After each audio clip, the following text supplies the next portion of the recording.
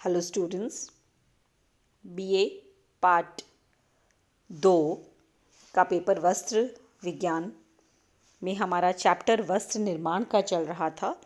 और वस्त्र निर्माण में हमने पिछली कक्षाओं में करघे के क्या भाग होते हैं और उसके करघे के भागों को समझने के साथ साथ ही वस्त्र निर्माण की जो बेसिक प्रक्रिया है उसको हमने समझ लिया था कि किस तरह से ताने और बाने के धागों को आपस में गूंथ करके एक कपड़े का निर्माण होता है।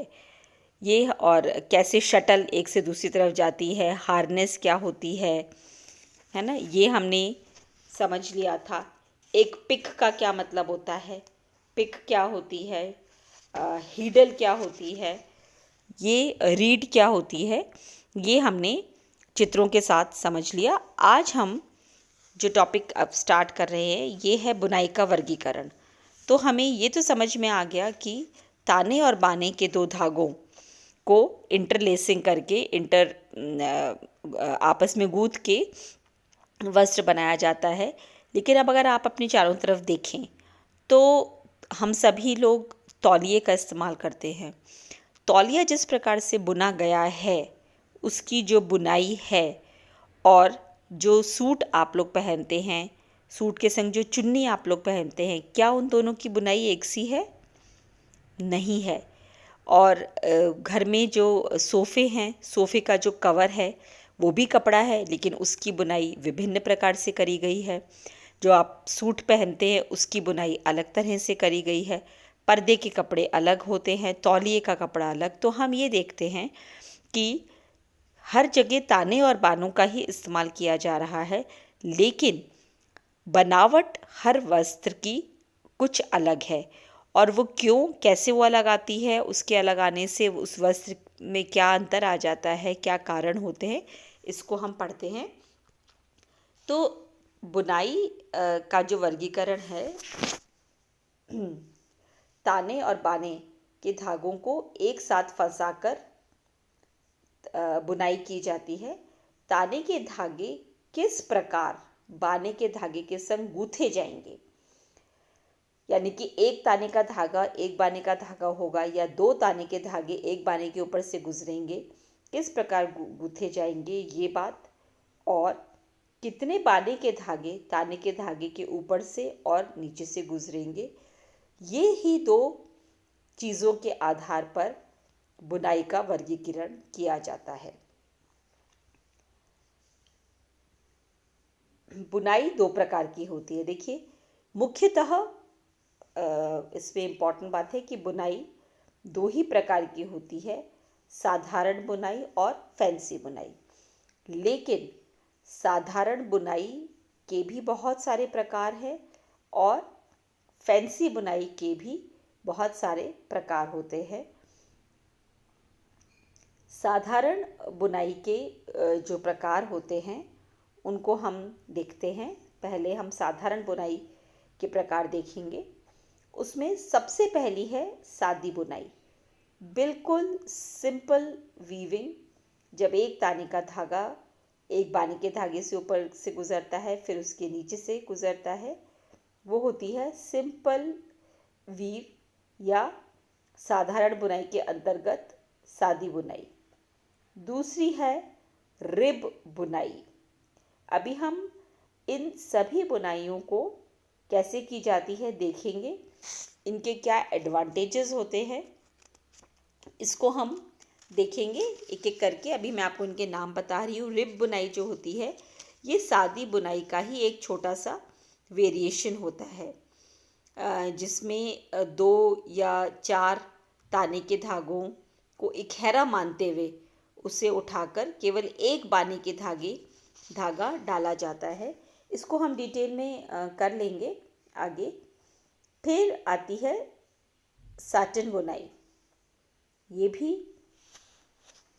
एक साधारण बुनाई का प्रकार है।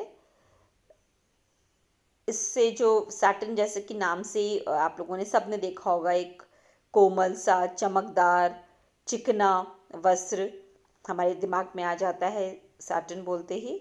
तो वो बुनाई कैसे की जाती है। फिर साटन और सेटीन ये दो फर्क होता है, इनमें हल्का सा वेरिएशन होता है।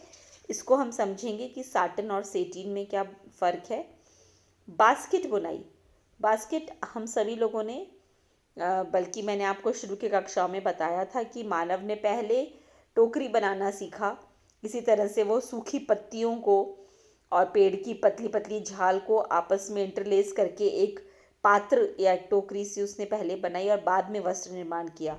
अब हम बास्केट वीव की बात करते हैं। जब हमने वस्त्र निर्माण किया तो उसमें बास्केट वीव या बास्केट बुनाई की जाती है।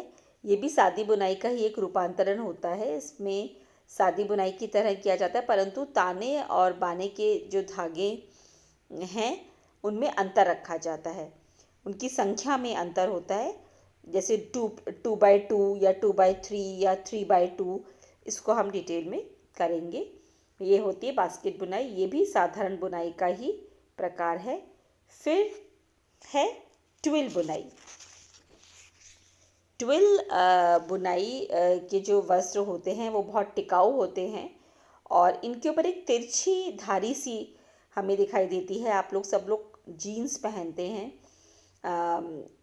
उसका जो डेनिम का कपड़ा होता है उसमें आपको बड़ी स्पष्ट रूप से एक तिरछी बुनाई दिख जाती है। जेंट्स के गारमेंट्स में, पैंट के कपड़ों में ऐसी दिखाई दी जाती है, उसको ट्विल बुनाई कहते हैं। फिर हनीकॉम्ब बुनाई आती है।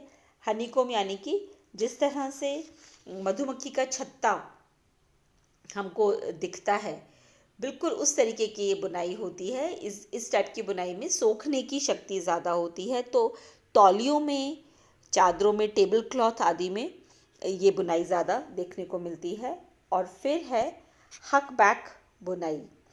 ये भी सादी बुनाई और रिब बुनाई, उन दोनों को मिला जुला उनका रूपांतरण है। इसको भी हम देखेंगे आगे चल के। तो अभी आप देखिए कि मात्र साधारण बुनाई के भी हमने 8 प्रकार करीब देख लिए।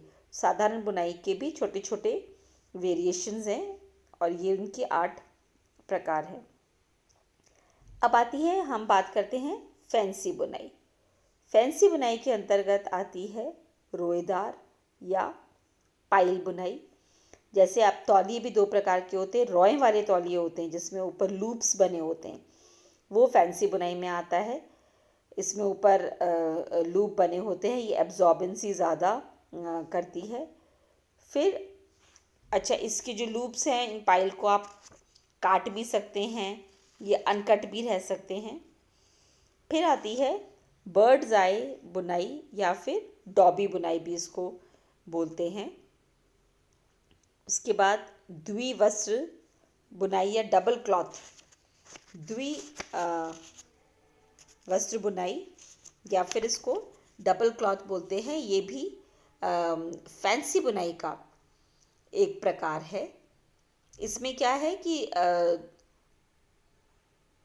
करघे पर ताने बाने के धागे एक साथ 2 सेट लगाए जाते हैं, डबल सेट में बुनाई होती है। इसको मैं आपको पिक्चर्स के संग बताऊंगी। और फिर आती है क्रेप बुनाई।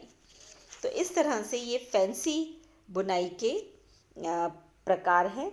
आप सब लोगों ने जैसे डेनिम की पैंट देखी है, ऐसे कॉर्डरॉय की पैंट भी देखी होगी। कॉर्डरॉय बुनाई, ये भी फैंसी बुनाई का प्रकार है।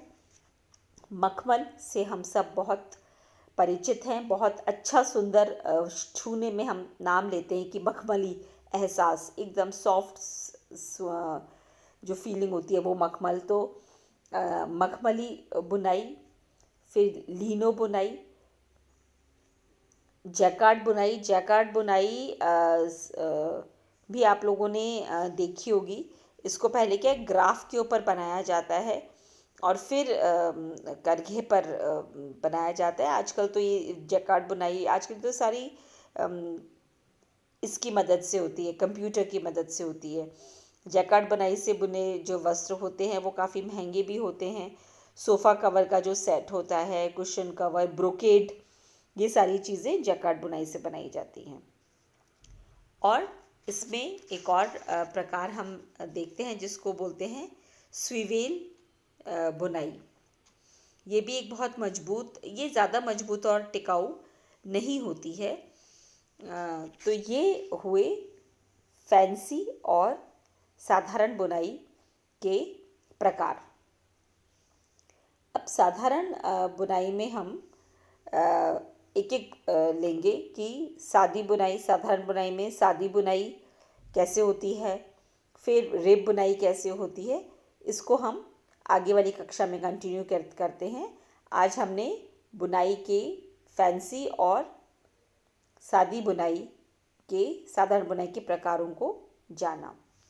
अब हम अगली कक्षा में सादी बुनाई से लेके शुरुआत करेंगे बुनाई के प्रकारों को जानने की। Thank you very much.